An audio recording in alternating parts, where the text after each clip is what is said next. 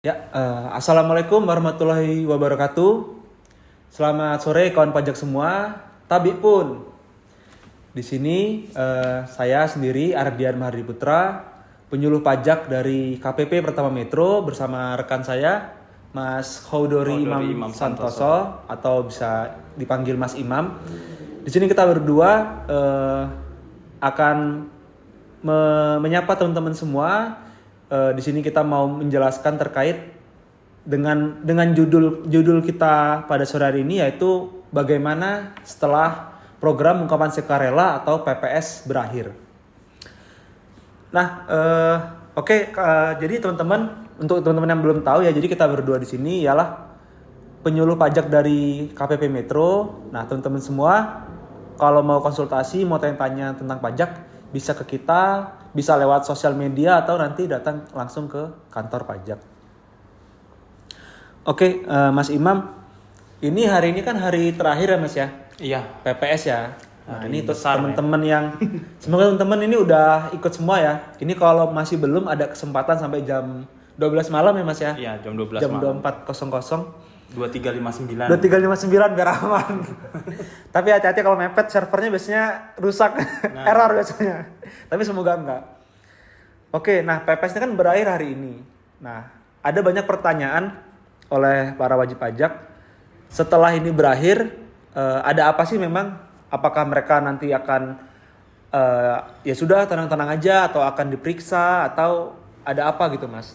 Nah, apa sih yang akan dilakukan oleh DJP Mas setelah PPS ini berakhir? Iya, jadi setelah PPS ini berakhir ya, kawan pajak sekalian, jadi DJP ini akan memproses data-data wajib pajak yang telah mengikuti PPS ya, di dalam data-data yang telah dilaporkan di SPPH oleh wajib pajak. Jadi data itu nanti akan kita proses, karena kan kita ini punya core data juga nih. Yeah. Di DJP ya, kita punya core data juga. Apakah data yang dilaporkan di SPPH itu sudah benar atau tidak? Nah, kalau misalnya ada ketidakbenaran atau timbul semacam anomali ya, data anomali, nah itu nanti akan kita awasi seperti itu.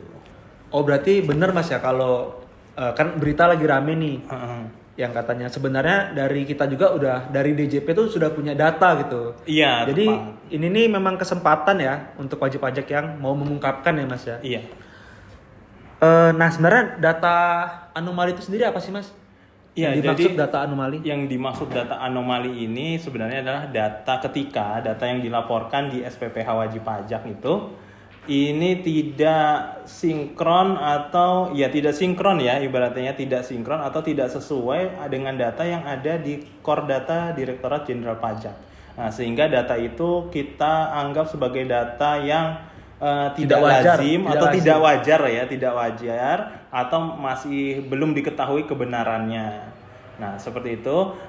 Maka atas data anomali tersebut nanti Direktorat Jenderal Pajak akan meminta konfirmasi lah, ibaratnya seperti itu.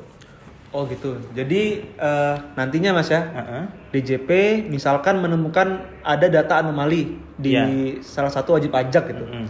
Nah, yang akan dilakukan oleh DJP itu apa sih Mas?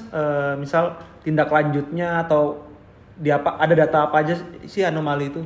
Iya, jadi kalau di kita klasifikasikan ya. Kita klasifikasikan di data anomali itu ada 15. Nah, seperti itu.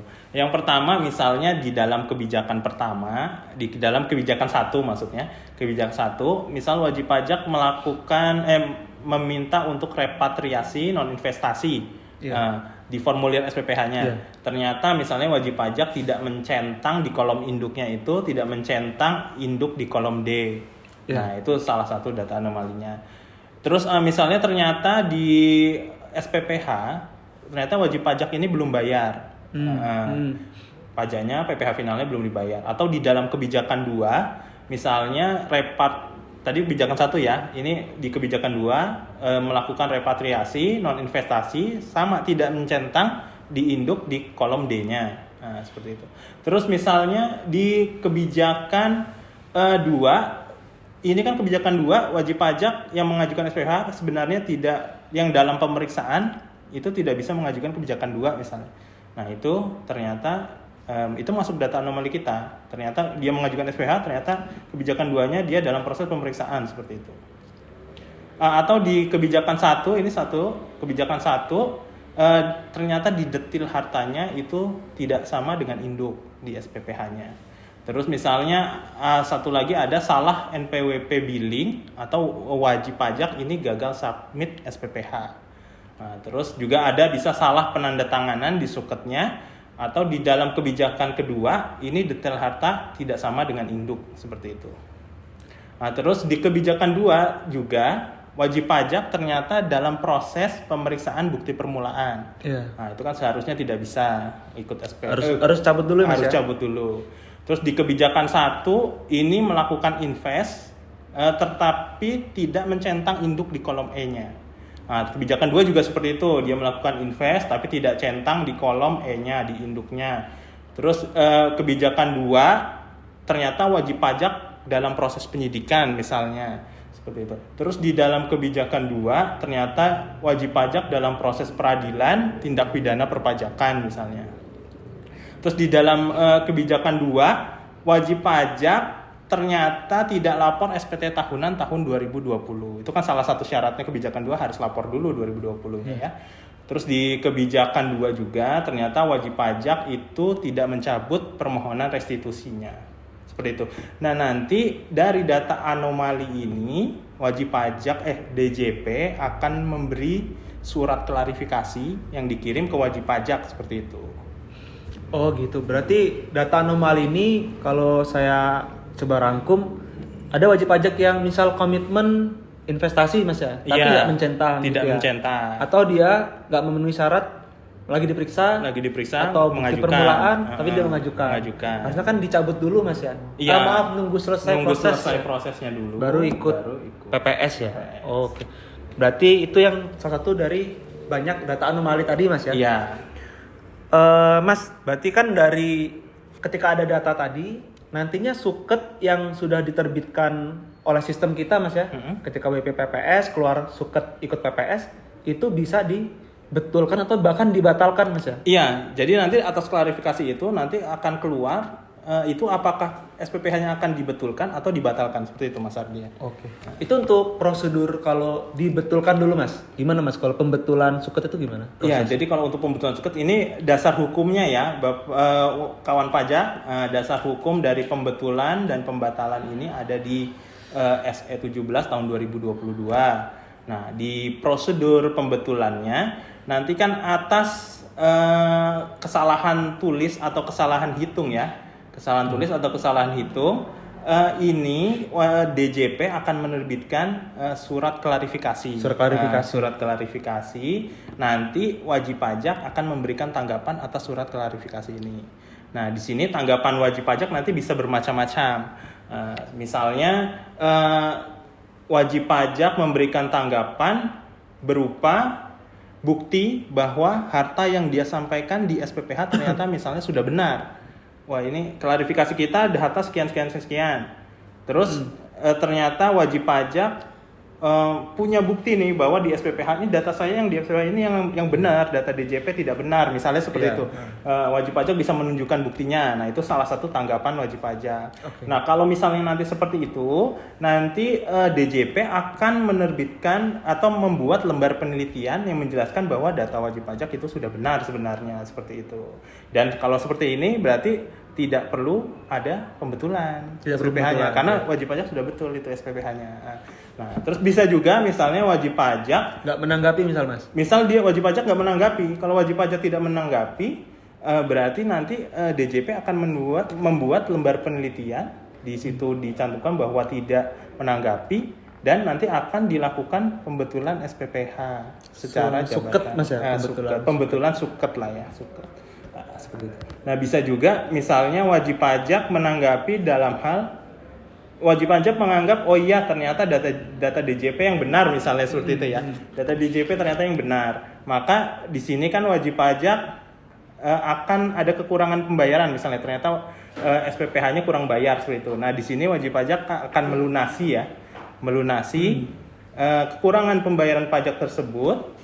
Nah, Nah, nanti kita dari DJP akan membuat lembar penelitian dan juga akan membuat surat pembetulan atas suketnya itu atau SPPH-nya. Oh gitu, berarti pembetulan itu nanti alurnya ya ada surat dulu Mas ya? Iya, ada surat dulu dari DJP. DJP ya. DJP bersurat ke WP, ke wajib baru pajak. nanti ada tanggapan dari surat Ada itu. tanggapan dari wajib pajak seperti itu. Oke.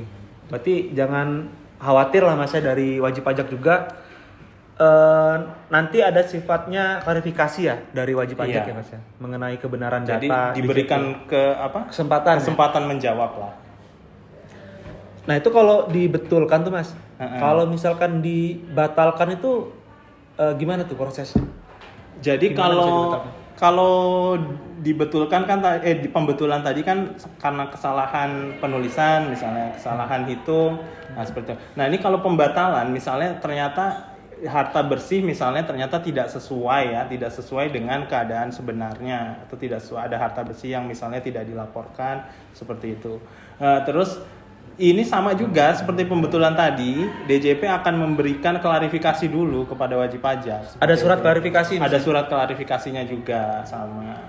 Jadi kalau misalnya dari surat klarifikasinya ini kan wajib pajak memberikan tanggapan, misalnya dia melunasi ternyata kekurangan bayar gitu kan, ada harta tambahan, wah ini berarti kan kurang bayar gitu misalnya. Karena kurang bayar, terus wajib pajak melunasi kekurangan bayar tersebut, atau juga bisa wajib pajak memberikan bukti bahwa seperti tadi data wajib pajak lah yang benar misalnya seperti itu. Nah itu nanti kita akan menerbitkan surat penelitian, lembar penelitian bahwa menyatakan ya wajib pembayaran misalnya sudah dilunasi, sudah sesuai atau harta sudah sesuai seperti itu. Nah dalam hal misalnya wajib pajak tidak menanggapi atau misalnya menanggapi melewati jangka waktu yang ditentukan, nah itu nanti akan diterbitkan lembar penelitian dari kita dan juga akan diterbitkan surat pembatalan, surat keterangan. Seperti itu. Oh gitu, berarti prosesnya hampir sama Mas ya, ada dari kantor mengirim surat klarifikasi ke wajib pajak menanggapi. Nah, kalau memang sudah sesuai, ibaratnya ketemu nih antara DJP dan WP, sudah nanti keluar lembar penelitian aja Mas ya. Iya, tapi kalau memang menurut DJP ini harus dibatalkan, nanti keluar surat pembatalan ya Mas ya. Mas tadi kan dari tadi kan kita sebut nih surat klarifikasi ya. Nah itu nanti surat klarifikasi itu berapa lama sih Mas harus dijawab atau ditanggapi gitu? Iya, jadi jangka waktu klarifikasi itu diberikan tanggapan ya oleh wajib pajak itu adalah sebesar 14 hari kerja. 14 hari kerja. 14 hari kerja sejak tanggal penerbitan surat klarifikasi. Mas, ya, hari kerja itu apa Mas? Kan bingung nih kita nih, hari kerja itu maksudnya apa? Hari kerja itu hari Senin sampai Jumat ya, di luar tanggal merah ya. Oke, atau di luar libur nasional mungkin ya. Oh ya, di luar hari libur juga ya. Di luar hari libur. Jadi hari masuk kerja. Nah, terus apabila wajib pajak itu memberikan tanggapan lewat dari 14 hari, ya itu maka kita akan menerbitkan lembar penelitian dan juga surat pembetulan atau surat pembatalan seperti itu jangka waktunya. Jadi ini perlu diperhatikan ya Bapak Ibu ya. Dan 14 hari kerja Mas ya. 14 hari kerja itu kalau Senin sampai Jumatnya masuk terus hampir 3 minggu ya Mas ya berarti ya? Iya, sekitar hampir 3 minggu. Kalau 3 minggu itu kan 15 hari kerja ya Mas ya. 15 hari kerja ini kurang 1 hari. Ya kira-kira gitulah ya. Kira-kira seperti itu. Berarti ini mungkin saya coba rangkum ya Mas ya. Iya, Mas Ardian. Terkait setelah PPS itu pertama ya dari wajib pajak terutama peserta PPS jangan khawatir kalau memang nanti ke depan ada namanya surat klarifikasi yang mana dari kita, dari kantor pajak, seperti namanya ya, surat klarifikasi berarti meminta klarifikasi kepada wajib pajak terhadap data yang kita punya. Jadi misalkan kita melihat data ada harta yang kurang dilaporkan ya Mas ya. Iya. Ada yang kurang dilaporkan, kita tanyakan. Nah kalau jawabannya misalkan, oh sudah kok udah, itu memang bukan harta saya atau memang harta saya cuma ini gitu. Iya. Dan memang bisa dibuktikan, selesai Mas ya. Selesai masalahnya. Nah, tapi kalau emang ternyata lupa atau memang lalai, nanti bisa diterbitkan pembetulan suket tadi Mas ya. Iya, pembetulan suket.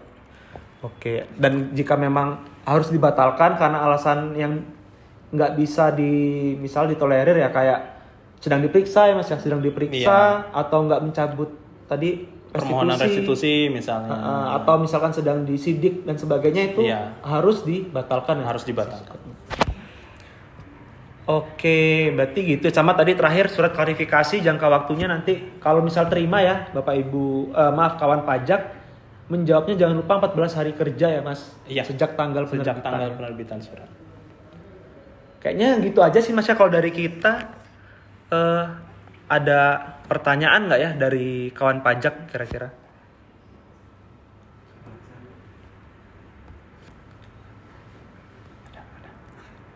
Oke, nah jika nggak ada pertanyaan, nah nanti kalau misal ke depan ada pertanyaan boleh tanya-tanya ke kantor boleh Mas ya. Boleh. Kalau di Metro boleh main ke KPP Metro, nanti bisa nanya di loket helpdesk ya, sama petugas konsultasi. Gitu ya Mas ya? Iya, gitu aja. Terima kasih kawan pajak udah menonton, menyaksikan kita di podcast 321 KPP Pertama Metro. Dinantikan podcast kita berikutnya. Mohon maaf apabila ada kesalahan dari kita. Sekian dan terima kasih. Wassalamualaikum warahmatullahi wabarakatuh.